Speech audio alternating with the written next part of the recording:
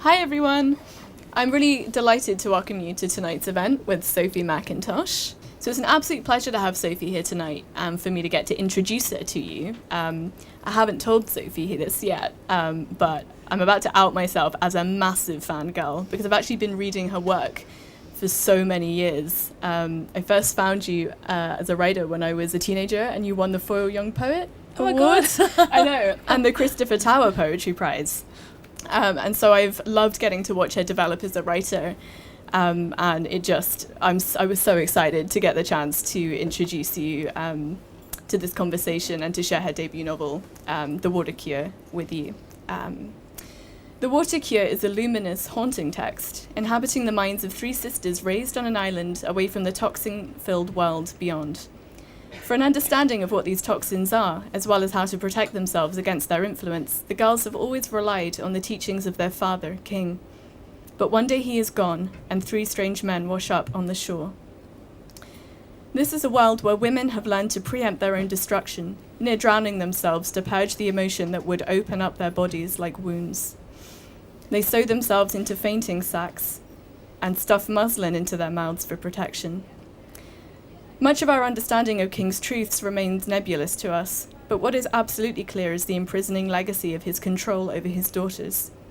The Water Cure is a book that looks long and hard at patriarchy's hold on women's minds and bodies.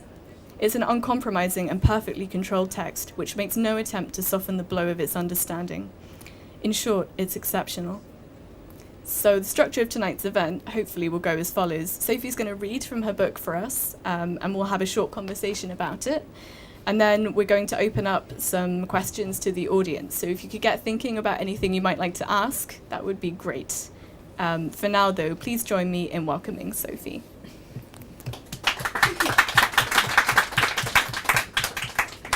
Hi everyone, thank you so much for coming. I'm just going to read a short bit from sort of the middle of the book. This is the bit that introduces the Water Cure, which is the name of one of the therapies that the girls undergo as a kind of way of purifying and cleansing themselves. So I'm just going to, this is narrated by Lia, the middle sister. She's one of three sisters, and I'm just gonna go for it. The closest I ever got to one of the damaged women was sitting in the sauna a long time ago, back in the days when it still worked. I couldn't have been older than 10 or 11. It was rare to be left unsupervised with one of them. It could not have been an accident. She shuffled around, coughing. Like most of the women, her body seemed run down, a creature unable to flourish. I watched her very carefully, the way I would have watched something that had limped out from the forest. I was overwarm, but she used her hands to scoop water onto the heated element with a shiver. My healthy child's body sweated with ease. Occasionally she let out a faint moan or a cry. I pretended not to hear. What must it be like to live in a world that wants to kill you, where every breath is an affront? I should have asked her that day about how it felt. Occasionally she still pressed muslin to her mouth, but there was no blood that I could see. Her painful eyes, when they fixed on me, made me nervous. That evening, we all gathered in the ballroom. One of the other women had been deemed ready for the water cure, her body practiced and open. King sat on a chair pushed to the wall, behind the piano, which made a physical barrier between him and the women. There were 4 or 5 of them, most of whom had stopped flinching at the sight of him, but he was chivalrous about keeping his distance. Mother entered the room after the rest of us were all seated. She went straight to the woman and placed a hand on her shoulder, a signal for her to rise, and brought her to the front. The large curing basin waited there, full of water, the ever-present jar of salt on the floor next to it. Mother filled both hands with the salt and sprinkled it on the surface in a spiral pattern, her movements graceful. More salted and viscous than the sea, something closer to our own blood. The woman kneeled down with difficulty, and the gathered fabric of her blue gown sighed. Mother clasped her hands and put them on the back of the woman's neck as she slowly pressed her face into the water. All the lamps along the walls were blazing. Time passed and passed. The woman's body was compliant at first, but soon her own hands, pressed to the floor, began to twitch, then to flail. She was trying to push herself up.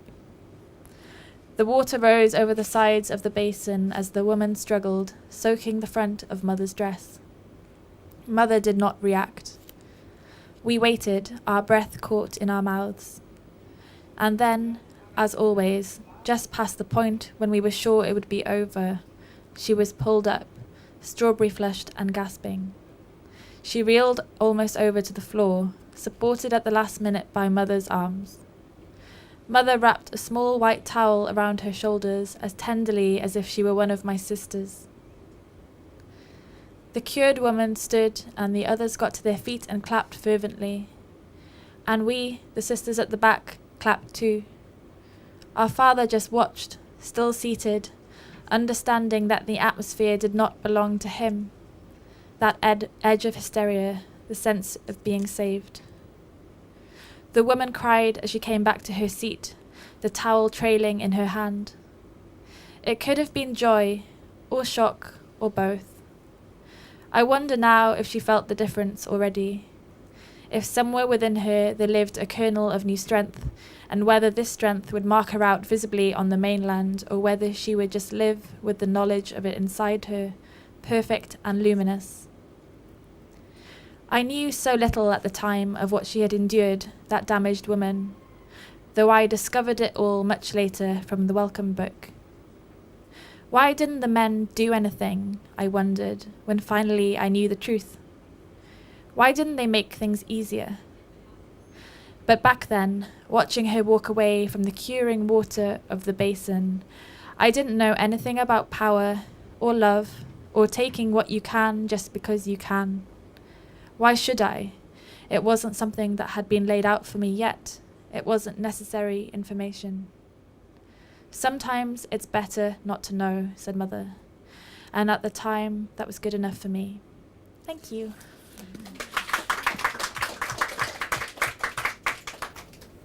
Thank you so much for that. So my first question really was that I've seen your book described as a dystopia a lot, and I wondered how you felt about that term, designation. I don't know if it's something you agree with or... I think for the water cure, I can see why it's been described as a dystopia, and it definitely sort of happens in the future. It's a future that is not a million miles from us. It's a future that could be our world still. But I can see why people have sort of placed it in that category, and I think I would place it in that category. I think there are a lot of books at the moment that are kind of dystopic, and it's really interesting to me that most of these books are written by women. I think we're kind of living through strange times, and maybe it's like kind of a way to sort of look at the world in a different way and to kind of work things out. That's kind of my take on it, I think. Yeah, I think I asked the question because I felt like, although this clearly is a novel, it's not a million miles away from stories that I kept thinking that I'd read in the news, like really horrific stories about women, locked in rooms and cellars and things. And it didn't...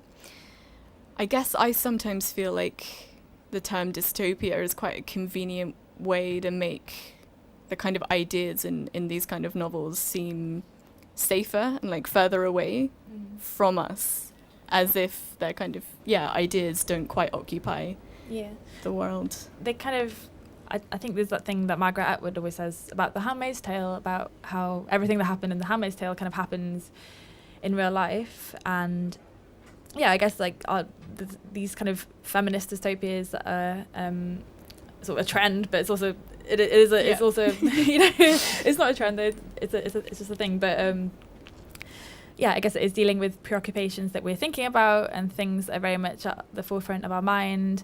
I mean, I kind of always come back to the abortion referendum because that was something that was happening around the time of the water cure coming out, and it was like actually horrible, the stories that were coming out about that and about the things that people were going through. And that's like just the tip of the iceberg, because that's just like happening here, and obviously all over the world there are like so many kind of atrocities committed against women. And so it doesn't seem like too much of a stretch to imagine futures that's happening. And I think maybe the fact that we are seeing a lot of dystopias just means that people are getting angry about it, or I don't think it's like capitalizing on a trend. I think people are kind of just speaking out about it and things. Yeah, great. You mentioned Margaret Atwood. I have to ask a little bit about the influences behind the book. I know you've mentioned in interviews that the Virgin Suicides was maybe one of the influences. Yeah, I mean, I read that as a teenager, and you always have that kind of that book when you read and you're just like, oh my god, this is like amazing, like absolutely life-changing. And that was mine, and like one of many. But I don't know, I just always loved the idea of a chorus, like that kind of that group voice, that observing, like what you can tell with the collective, because you have 3 people and the insight, but also like for me the whole way through I just wanted it to be about the girls. I wanted them to say their own story. Like it's sometimes people have said to me like, oh, it'd be nice to hear from the men, it'd be nice to hear from the mother and the father. And I'm like, it's not an accident that I've left their voices out. It's all about the sisters for me. It's about giving them the chance to like have their say. So I kind of like to think of it as like an inverted Virgin Suicides. It's the Virgin Suicides where the sisters actually have their talk, have their voices. Yeah. I actually felt like when I read it, as a teenager, I also got obsessed with the Virgin Suicides and thought a lot about, because the girls stay kind of figments of the male imagination. And in a way, it kind of, I was thinking about the structure of this book, where each girl is kind of taking on that role, but for the others, like they're kind of separated from each other in the way that I felt the women were separated from the men in the Virgin Suicides. So it kind of had a further layer for me. Yeah, I don't know. I think there's this thing like when this thing I experienced as I get older, where I think about the things that were really important to me as a teenager, and I realised how problematic they are and how kind of male gazy a lot of it was, and it's like, oh god, having to reconfigure that. But also, like it just I think for me, if I went back, I'd be a bit like, why are we only seeing these experiences through that way? And it was fun to kind of basically subvert that a little bit and do the things that I wanted to do. Yeah. I have to ask also about the film Dogtooth, which I feel like probably, I think it came up at the LRB maybe. Was that something that was on your mind when you wrote this? Yeah, I love that film. I was always like, oh god, I'm being found out. I've like copied all these things that I love. And I was like taken bits of them and like made a thing. But also that is art, guys, that's fine. I really love Dogtooth. I think just the aesthetic of it was really important to me. Like, I'm very visual as a writer. I like to me. I always see the scene before I write it, which sounds a bit like wanky. Sorry, can you say it? Oh god, I'm just being filmed. Sorry. A bit strange. But to me, it's really important to be able to like just visualize the elements and to see the colors and stuff. Like there are scenes in the book that I see the color of. I can see how it would work as a film. I listen to like I had a soundtrack of the song, of kind of songs that would play in a dream movie of the film, and imagining those things was very important to me. So cinema did play like a massive role, and Dogtooth was very important to me. But I also didn't want to copy things. I wanted to put my own spin on them. Yeah, I think it was kind of like isolating the things you really love, the things that kind of made you feel that sort of punch in your heart, like the things that changed the way you looked at things. And just getting all those little bits and thinking, how can I reconfigure it? How can I make this my own thing? If that makes sense. Absolutely. I actually thought, this is an incredibly cinematic novel, and I thought Cal Reveley Calder in The Guardian got it spot on when he described you as the kind of Sofia Coppola writing The End of the World. Oh, that's like my favourite thing that anyone has ever said about me ever in my life, and probably will remain so until I die. But you've kind of answered the question I had, but one thing I was going to say is that as a writer, you seem incredibly aware of what writing can do that cinema can't, as well as being quite visual. Just going back to the scene, and I don't want to give too many spoilers, but the scene where you suddenly kind of see what the physical condition of the girls is, and it's quite different than I had imagined it being.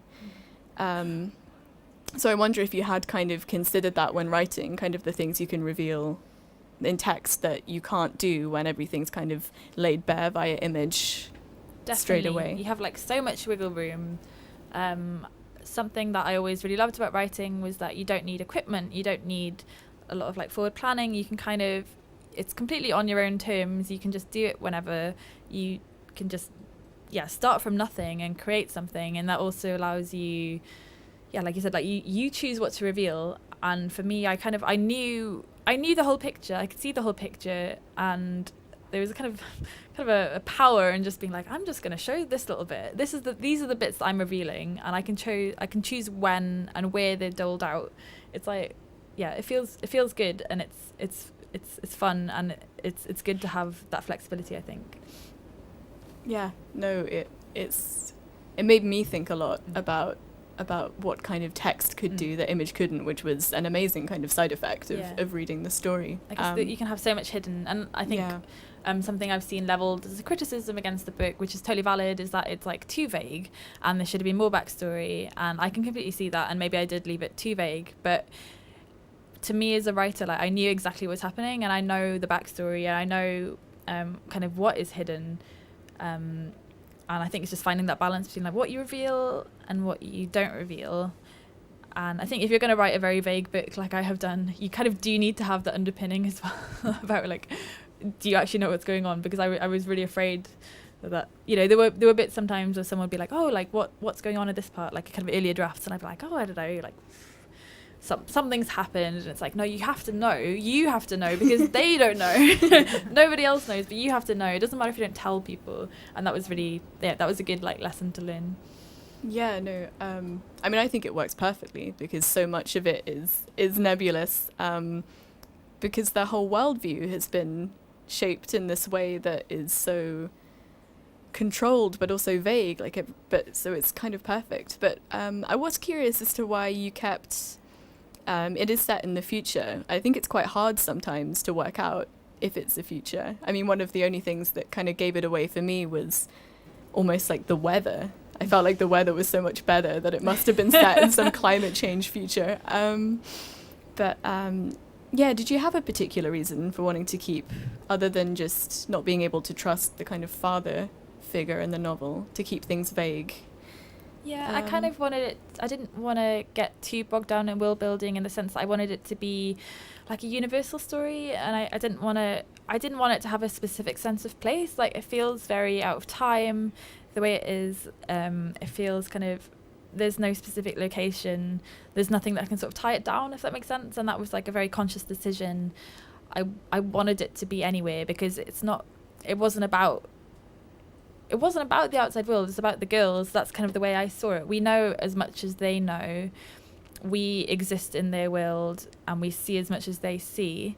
So I think it just was to add to like that claustrophobic kind of element. And if I started kind of explaining a bit more about, what's actually happened, and actually the outside world is very much like this, I think it would kind of take away from the magic. And I'm thinking there's a bit called Picnic at Hanging Rock, which is also a great movie, and they wear a lot of white dresses, like in the water cure, and it's wonderful and very spooky. But the ending is, well, the whole book is quite vague. Like, obviously, there's kind of a similar thing in the sense that something's happened, but we don't know what. And actually, the author wrote a chapter explaining everything, and her editor was like, "You need to take that out because like actually explaining everything is like ruins it." And I'm like, maybe I will do like a extra chapter for the water cure, but maybe it would ruin it. I love that. One of the things I really wanted to ask, and I don't really expect you to tell me the answer other than yes, no, but it was about the future of the girls. Did you have a kind of imagination for what would happen afterwards, and for the kind of direction? Because I couldn't quite work out. I had a lot of hope. And even the kind of beginning of the book gave me hope that there was a lot that happened afterwards, because it kind of feels like a myth that was then created in their kind of wake once they had like kind of, well, I don't want to give the ending away, but yeah, at the end. I know what happens to them. Yeah. And yeah. I was going to say. I know everything. I'm the author. I did it all. It's fine. Yeah. No, like hope is really important to me the whole way through. Like it is a bit of a difficult book, I think. Some people have like said it's, there's violence in it, and there's a lot of kind of like quite difficult things to read, but hope for me was like really intrinsic to the heart of it. I wanted them to be okay. Like I love the Yeah. their characters. So yeah, I know what happens. I'll tell you later. Would love to know, but also I didn't want to feel you had to take on the kind of J.K. Rowling kind of, endless kind of sequels role. Yeah, no, Hope's interesting because I think I sent you, or you did get one of the questions in advance that I had about how I got stuck thinking about fear in the novel and kind of how to escape from the cycles of fear, because there's a lot of inherited trauma and taught fear that is just playing out over and over again in this novel in different ways, and it is claustrophobic. Skin feels like something you just can't escape. And there's a scene where, even though it seems very inflicted by kind of the patriarchal culture and King, who is driving this novel, there's a scene which I don't know, I won't read it, but it's where they're bullying the boy, Gil. Gwyll. Yeah. Sorry. Absolutely me. Where they're bullying Gwyll, and I don't know if I just read it too allegorically about him being a child, but it made me a little bit ambivalent about how I felt that fear could be, that kind of learned fear that can manifest in cruelty can be escaped. I don't know if that's made sense. There's an Elena Ferrante line where she says somewhere that perhaps what should be feared most is the kind of fury of fearful people. And I kind of wondered, I mean, there's no answer to this, or there may be, but it feels like a big question to ask, but how traumatized sisters can break free of that kind of impulse to hurt in a way, like they've been hurt. Yeah. I don't know, it's interesting because, yeah, like I like that Ferrante line about kind of the fury of frightened people, because that's all they've known their whole life, the sisters. They've been afraid, but also then I guess they haven't been afraid their whole lives. They've kind of, because it's all they've known, and it's a lot about kind of what becomes normal, what becomes okay. And I think almost like throughout the book, their normal becomes kind of our normal, and we kind of forget how things are playing out. And the scene with Gwyll, I think I think I put that in because I just wanted to think about how, like they're all the sisters aren't just victims, like they're also like playing out their own things to everyone. Everyone's kind of hurting each other in the book. What a great sales pitch for it. But yeah, definitely that idea of like trauma kind of being passed down and recycled, and different traumas being played out. Again, sounds like an absolute barrel of laughs. That was important to me, to think about how we hurt and are hurt, and how even if you are a person who has been like massively hurt and who is dealing with all this stuff, like you still can pass that on. And yeah, I don't know, I could probably just like go on about this for a million years and just ramble about like, oh god, but I'm not going to. But I think it is one of the most, for me it is one of the most interesting things your book raised, and it kind of is great because you can reread it and keep thinking about that question.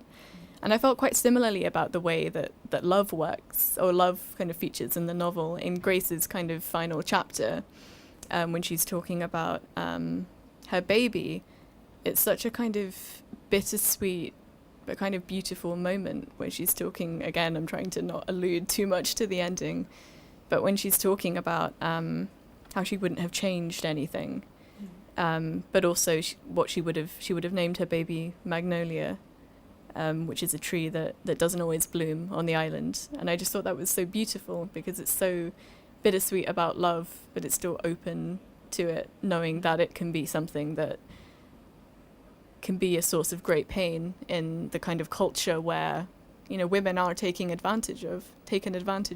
And it is so complex. Love in this book is so economized and sort of painfully handed out. Yeah, it's like, maybe I'm going to contradict myself because I said hope was at the heart of the book, but I think like probably love is the heart of the book, and maybe like hope is a kind of love, but like love is, in the book, is kind of an agent for great harm, but it's also an agent for like salvation and kind of, I think, the only comfort. And yeah, I mean that's kind of like what it's like in a family anyway. I think often like you have like this amazing love between like siblings and stuff, but that like the more you love someone, the more they can hurt you. And I think that is, again, like an intrinsic thing in the water cure. Like, all their problems come from the fact that they love each other and they can't do without each other, and all they have is love, and yet their love has been weaponized. And it's like, what do you do when that happens, when the thing that kind of sustains you and nourishes you and that you need to live is kind of doled out and is turned against you in that way? And like, we kind of, I guess we have that we have that again in families, we have it in our own relationships in the real world, but in the book it's obviously taken to another level. A lot of things are taken to another level because it's in the middle of nowhere, it's isolated. And that was, again, like one of the things I want to do is kind of think about concerns we have in our world, and what would happen if you kind of lived them out in sort of a petri dish that I imagined on an island, and how that would feel and what it would do to you. Yeah, I was trying to just find one of the quotes that I love the most, but didn't quite get to bookmark.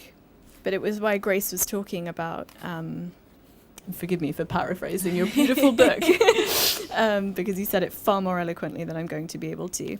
But when she's talking about, Grace is talking about Lia having had the chance to experience some love, and she says when you're love starved, you kind of have to wean yourself on love gently, or it can kind of overwhelm you, so you can't, you're not really aware of what it also might be doing to you and what you might be signing up for. But I found that quite hopeful, because I thought there would be a stage in which you could eventually, hopefully, or they could get past, but with each other rather than hopefully with the men. I think like it's hard to like love healthily, even like in our world now. Like sometimes I just feel like everything is so fraught, and it's almost like, I don't know, on the island it's almost simpler because at least they have these rules and they have these portions and stuff and all these things that are designed to kind of make their feelings easy to handle, and like we don't have any of that. And sometimes I wish I did. Sometimes I wish that someone could just tell me how and what to love and the right ways to do it. But we don't. We have to just like figure it out, and it's all messy. Something I did want to ask was how much, I asked you about kind of literary influences, but did kind of the wellness culture of the last couple of years influence this book in ways?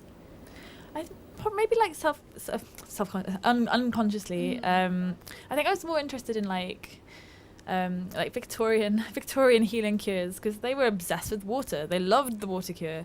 I didn't specifically like steal sort of specific ones, but I did definitely like look into it, and it was just really interesting to me because like water's water. Like you drink it, like you bathe in it. It's very normal, but they had all these like very elaborate therapies, some which are similar to ones in the book, and water was always mystical.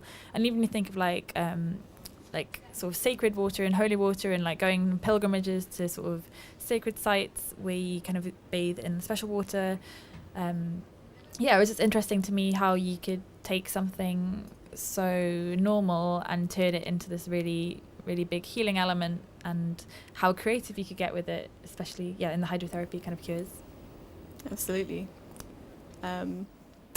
I guess it wasn't. It's a very minor question, but I'm curious. I guess it wasn't a kind of coincidence that when they escaped on land rather than by sea. Or I don't know if that was. I'm like, I want to be like, oh yes, that was definitely a decision, but I'm like, I think it was actually just because like the logistics of how it worked out. Fair enough. I will overread anything. One of my questions, again, that's kind of more general about the book was kind of, I was just curious to know like what it was like to inhabit this world while you were writing it, like psychologically, because it's a very intense thing. I feel like when I finished it, I definitely had a moment where I was just like staring at my boyfriend like, what are we doing? Like, is this okay? And it's a difficult few years. You're writing it in like 2016, right? Because I saw in an interview you talked a little bit about like Trump being about to become president. And yeah, I think it was just there was like 2016 was that year when obviously like Brexit happened and Trump was coming to power, and like everything it kind of just felt like all the things that you took for granted would like work themselves out were no longer working themselves out, and people were like, people could air views that before were like horrible, like racist, misogynistic, horrible things, like people were suddenly like allowed to say. And at the time, I mean, I was writing it like in 2016, and it was a claustrophobic novel to write. It was really intense. I was working full time, so I kind of got to the point where I'd be like waking up really early. I'd be working on it before work. I'd go to work, and I just feel like obsessed with it. I wanted to like write some more, and then I'd be on my lunch hour, and I'd like whip up my laptop and do some more, and then get home and do it. And like my two best friends are in the front row, and they can testify you did not see me that much. And I'd always be like, I've got to do my book tomorrow. I can have like 2 drinks max. Like, don't let me get drunk. I'm going home to work on the book. And then I'd be texting them like, hey, I'm at a coffee shop, like doing my book. And I was like not very much fun to be around. And like, I don't know, but I feel like that if I hadn't gone into it so intensely, it felt like really desperate writing it, like not in an unhealthy way, but I just felt like I really needed to get it out of me. And maybe actually if I hadn't had that kind of compulsive urge to do it, it might not have been quite so claustrophobic and stuff. So I think it's like probably a blessing. But I like actually, I don't know, like it was kind of like the worst of times and the best of times. Like it was really lovely to be creating something that I cared about so much, and I felt so passionate about getting out on the page, something that I kind of like felt was like therapy, because all my feelings I could just literally pour into the book, like so many feelings in this book, like as I'm sure you can tell if you've read it, like a lot of feelings. I'm working them out in that way. It was a strange time, a claustrophobic time, but a good time. So quite a sustaining like anger in the year then. Yeah, definitely. Like there was a lot of anger in it. I was really angry that year. I think a lot of people were really angry that year, and I just didn't know what to do with the anger. And I think if you can make something out of it, that's like as good as anything. Definitely. I feel like much better than my coping mechanism of just too many tweets. Also my coping mechanism. Yeah. Yeah. I'm going to jump back a bit because I did really want to talk about kind of the recasting, or what I felt was like quite a good recasting of compassion in the novel, or I'll have to explain a bit more. But it was Grace's lines. He does his ugly man's crying with no regard for us. I am essentially compassionate, so I let him get on with it. And I just thought about how well your book enters into spaces of female silence that could be construed as passivity, and show how full of emotion they are. Like at any given moment, there are so many feelings and anxieties and second guessing, and Lia, especially when she's in a relationship, is thinking all the time about the things that she would love to say but doesn't let herself.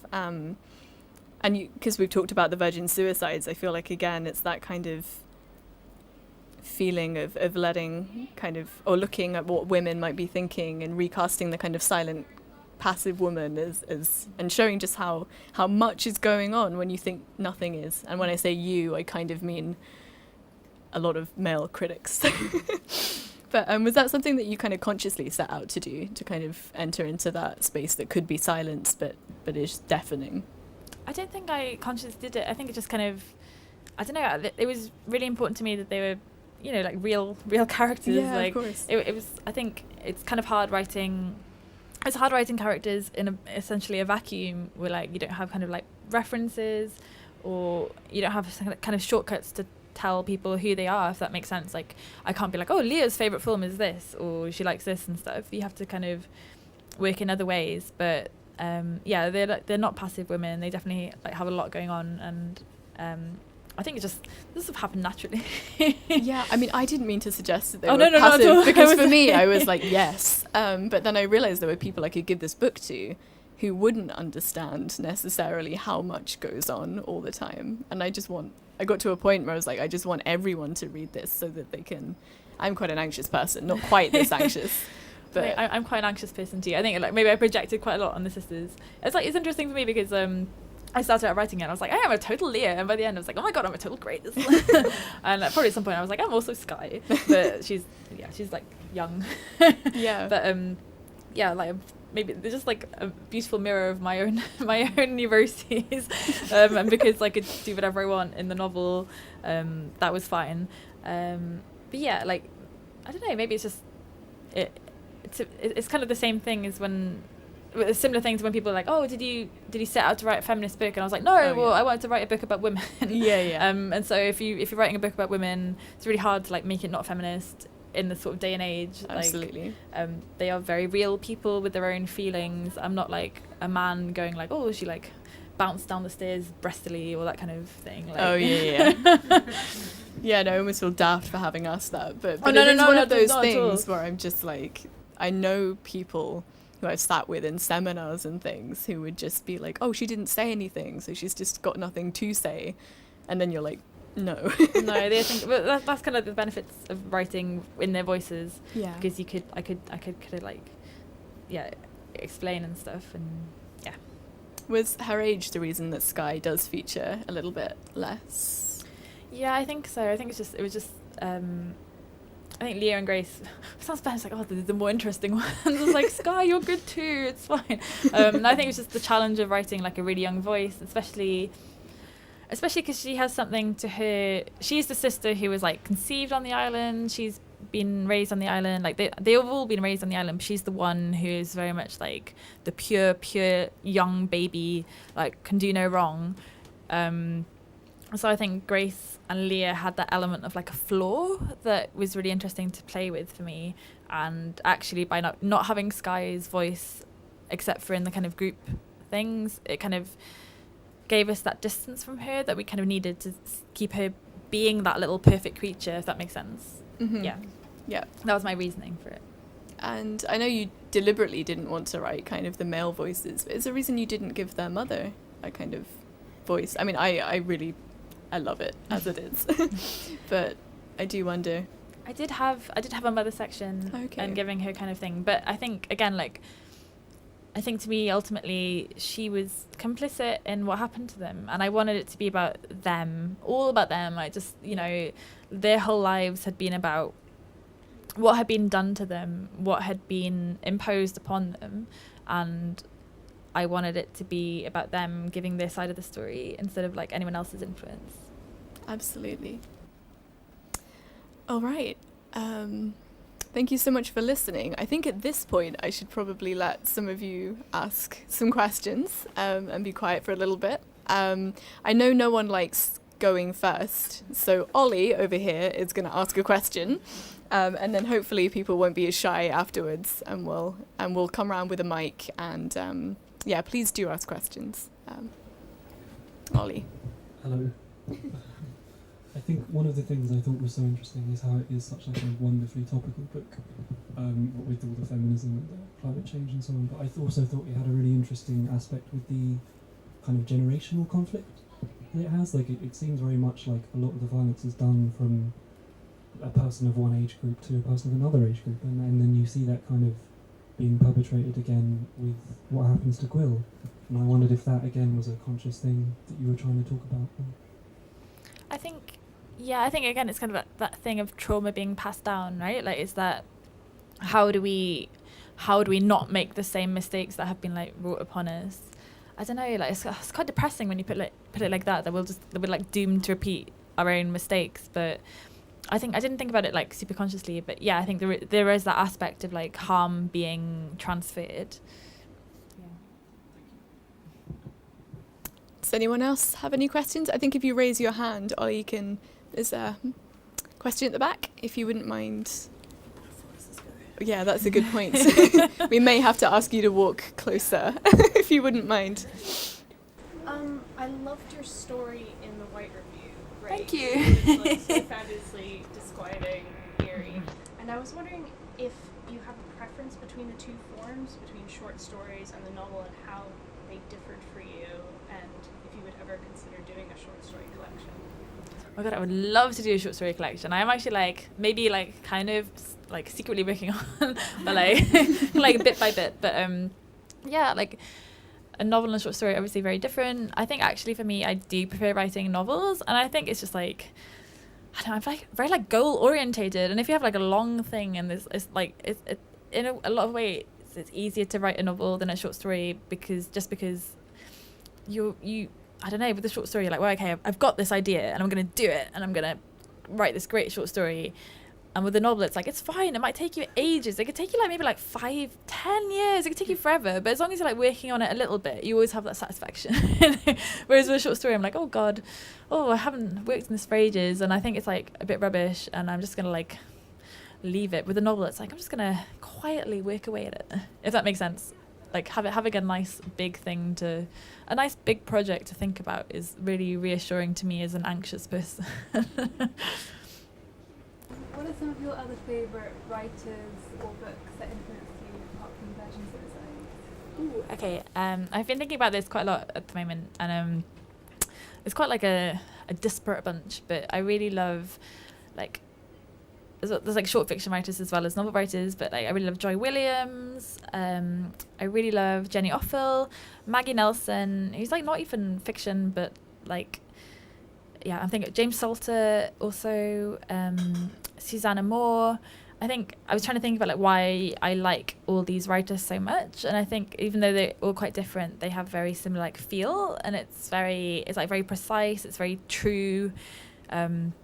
I don't know, just that you read it and you kind of like you look up and you're like, oh my God, that's so real. What you've said is like that's what I've been that's a feeling I've been trying to put in words for my whole life. That's kind of what I want to do when I write. I'm like all about feelings and all about like how do you crystallize that feeling into a sentence that is beautiful, and that is what I want to do ultimately, and that is what to me those writers do, and that I feel is like how they've influenced me generally, if that makes sense. I read somewhere that you had done quite a lot of revisions or different drafts of the book. I was wondering if you had ever written any different endings to it. Ooh, okay. And I know that could give stuff away. No, this is a good one. Actually, like the first draft of the book was like so different. And it was on an oil rig, and like the oil rig had just like literally exploded, and like one of the sisters was like rowing away from this exploding oil rig, and she was like, "Bye." So that's the alternate ending of the Water Cure, I guess. That's the original one. But I think like I don't know, no spoilers, but like there's commonalities. But yeah, thank you. Hi. So you wrote it in 2016. Does it feel as relevant between the time that you wrote it and the time that you, well, not you, but the book was published? I think so. I think like people are still angry. Like the world hasn't got better. Like, it really hasn't. It's kind of got worse. And again, yeah, a lot of people kind of be like, oh, it's like very very relevant in like a kind of a Me Too year and all this stuff. And I'm like, yeah, I can see that, but I wrote it like pre that stuff, but I'm glad we're still like having those conversations and stuff. Like I feel like, yeah, like we're all still angry. We all still want things to change, and there is still so much change to be made. And like maybe we're all just like more conscious of it or working towards it and stuff. And yeah, it still feels really relevant to me. Hi. Oh goodness. So I had an annoying process-y question, but yeah. So between the oil rig, and how did you? It's a lot. It's a lot. And were there moments where you just sort of like, this isn't going to work, it's a disaster, or like how did you sort of push through that? I think like okay with the oil rig, I love no. The oil rig is like it's really interesting for me because it was a very big learning process because I was very much like this is my oil rig novel. It's the it's like the world is ending, the world is flooded, they're on an oil rig. This is great. What a setting. And I think I was so like, oh, this is my oil rig novel. It's really hard to see like beyond the oil rig. And the more I wrote it, I was like, oh my God, it's actually like so many things to think about when they're on an oil rig at the end of the world. Like, where do they get their water from? Like, where do they get their food from? Is it actually even possible? And I was like, oh my God, would the oil rig be like rusty? And actually having to think about just stuff like that all the time, like really got in the way of the story. And I got to a point I was like, honestly, like, what is the point? What am I actually writing about? Like, what is this? What is the heart of the story? Like, is it about the sisters? Is it about how the day-to-day routine of living on an oil rig where you're like constantly being like, things are damp, everything's salty, and so actually like yeah, kind of being like, okay, I have to. I think someone described the oil rig to me. They were like it's a crutch. Like you were using it as the kind of excuse to like not have to think about other things. And I was like, at the time I was like, well, I don't want to hear that, but but it was also like entirely true. And so once I was like, well, like what functions like an oil rig? Why did I want it to be in an oil rig? Okay, the world is like dramatically different and they're isolated and they're only with their family. Okay, well, is there another place where I could do that? And I was like, yeah, there's actually like loads. There's loads of options.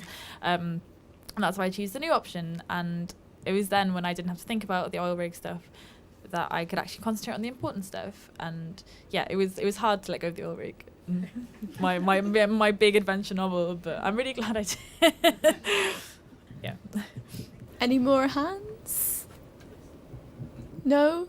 In that case, I'm going to end with a terrible stock question. Sorry, Sophie. Which is that I saw your agent tweet something today about, or maybe it was yesterday, about a new manuscript. So can I ask you anything about that? Or if you might have something in the works? I have finished like a first draft of something new. I always just feel really superstitious about it though, because I'm like, oh my god, like it might be awful.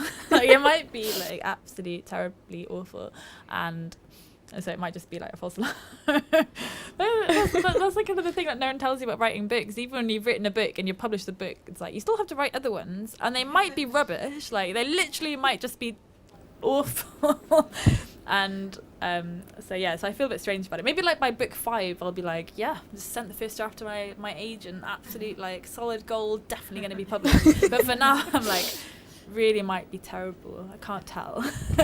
But yeah, like I'm working on a short story collection, kind of secretly, not secretly now because I've just told everyone. And I have like plenty of ideas, just to like do them. So Yep. Well, I, for one, am sure that whatever you do next is not going to be terrible. But thank you all for coming, and thank you, Sophie. thank you.